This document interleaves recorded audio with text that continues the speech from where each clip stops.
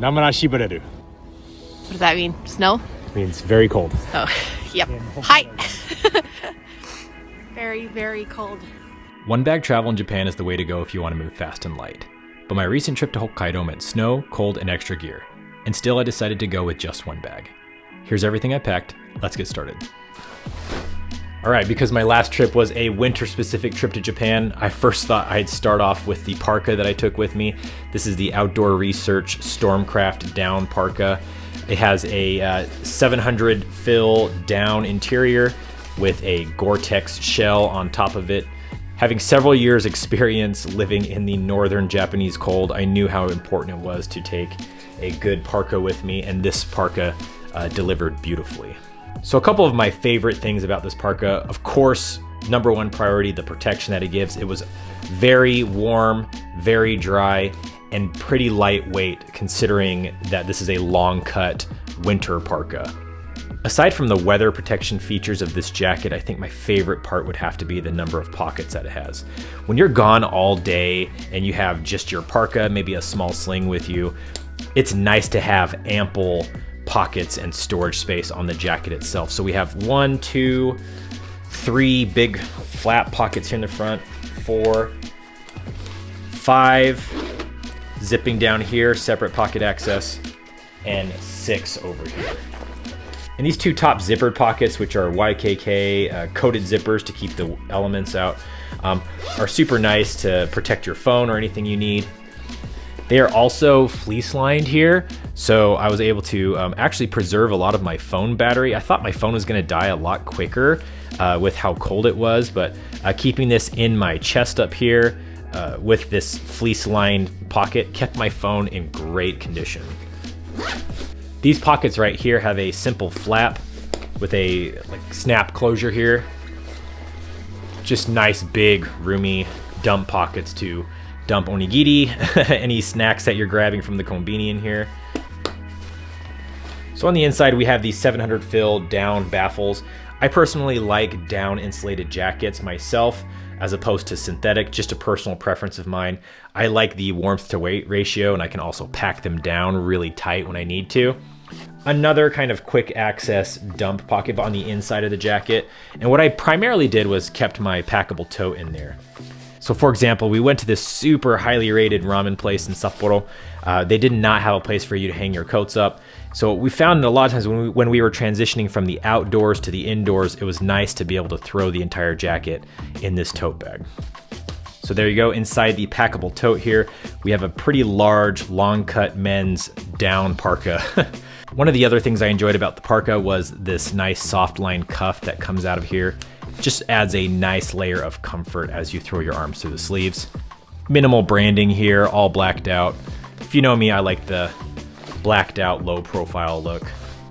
All right, so the next most important piece of gear I took with me on my trip were these Danner Arctic 600 winter boots here. These were absolutely fantastic.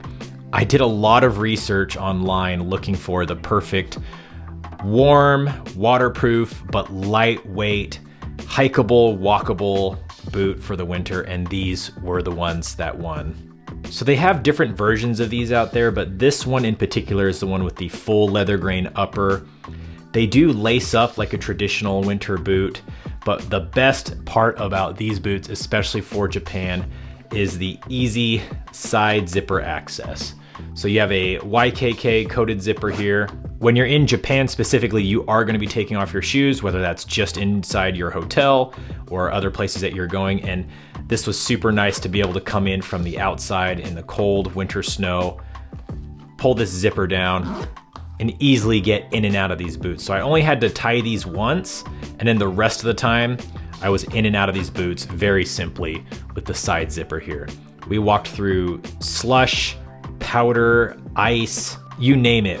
We got caught in a couple blizzards. I had no snow enter my boot here. So they have 200 grams of Primaloft insulation, and I found that that combination with even normal merino wool socks was just perfect. They have a nice heel cut back here with the Vibram soles. They're super comfortable for just standing and walking all day long. So on the bottom, they have this Arctic grip sections of the sole here. What these are great for was gripping onto the ice. So as we were walking around Sapporo and watching people fall down, even with crampons on, this kept us from not slipping around, and we were just walking very confident on the ice. These boots were an absolute lifesaver if you are going to be putting in some high steps in a very cold, very snowy, very icy winter environment. I cannot recommend these enough. So the main pair of pants for this trip were the lightweight traveler pants by Terran. I did a full video review on these pants. They were absolutely excellent. Zippered pockets, magnetic closure here, YKK zippers, your ancillary drawstring system. These pants did very well in Japan, especially with the hidden side zipper pockets that you have over here. Threw all my Shinkansen Limited Express train tickets in here. With the combination of the pants, the parka coming down to about here since it's a long cut down parka, and then my boots, I was totally just fine in the freezing weather outside. However, there were a couple days we knew we were going to be outside for much longer, and for those days, I threw on just a base layer here from Columbia. This has the Omni Heat technology where it reflects the heat back into you, and I was just fine. So these are the two shirts I took with me on the trip, a short sleeve and a long sleeve button down waffle knit Henley shirt. They're both merino wool shirts by Woolen Prints. And if you know me, you know that I love the merino blend shirts. This is a 78-22 merino wool to nylon blend. The long sleeve waffle knit version was really the star of the show on my last trip. Kept me warm when I needed to stay warm. When we went inside and I had to ditch the parka, it was just a great standalone shirt. I would rotate between these shirts, of course, hanging them both up at night. And if you've never traveled with merino wool clothing, I highly recommend it. It's a great way to really cut down how many clothes you have to take on your trip. So a new small addition to the pack out that I picked up specifically for this trip are these sleep earplugs by Manta. Now I've been using different versions of sleep earplugs for several years now. You know, they do work very well at dampening out the sound, but for me specifically, and maybe it's just the way I sleep or the way my ears are shaped, I'm a heavy side sleeper. I had not found a pair of earplugs that could stay in my ears all night long. And they have kind of this weird parachute style, like jellyfish kind of shape, and they work absolutely amazing. Now, I also tried the loop ones. These are my wife's favorite. These are the loop, I think the Dream ones. And I do like these, but for my ear shape, they just weren't as comfortable as these. So whenever I go to Japan, I want to hit the ground running and fight jet lag as best I can. So for this trip specifically, I got really into the research of what different supplements and vitamins can do to help you fight jet lag. So I kind of made my own sleep stack blend, if you will. And I used this little vitamin pill case to house that for the plane, the first couple days in Japan, and of course the plane ride coming back. The two bags I took with me on this trip were the Tortuga Travel Backpack Pro and the Simple Commuter Sling in X-Pack. Chose both of these because of their toughness and weather resilience. Both of them have coated zippers and excellent weatherproof materials on the outside. Kept all of my gear safe and dry. One other winter specific item that I took with me were these lightly insulated gloves by North Face. I've had these for several years. What I like about these is even though they're not super heavy and they're just lightly insulated, they just did enough to keep that biting cold off when I was walking outside for a long time. So the two pouches I took with me on this trip were the Alpaca Vertex Tech pouch here and the Peak Design small wash pouch. One of the things I splurge on in the space department is over-the-ear headphones on long flights. I've tried buds, I've tried everything I can. If I'm on a long flight, I really like to have over-the-ear headphones. A couple small things I throw in the wash pouch here. Small first aid kit, my favorite deodorant combo here, carbon fiber comb, and a couple sets of eye drops. I sometimes get dry eyes, especially on long flights. So if you're going on a 2-week trip and you're doing activities where you can't wear glasses or you don't want to wear glasses, I've found in recent years that it's just easier to take as many dailies as you need, and between the dailies and your set of glasses at night or whenever you use glasses, then you're all set. Some other miscellaneous items here that I took with me on the last trip to Japan. MagSafe power bank, of course, got to keep your phone charged. Got the Anchor wall plug for charging your devices at night, on the train, on a bus, anything like that. Insta360 X5, nice for not having to choose your angle, and you can get super high quality shots to document your fun trip. Got the Hero clip here. If you know me, you know that I like to hang my bag off of ledges and off sides of tables and off the bathroom hooks, because I do not like to put my bags on the ground. Got the arcade travel belt here. Nice to throw this on and not have to worry about security. I really like that it stretches and you don't really feel it on you.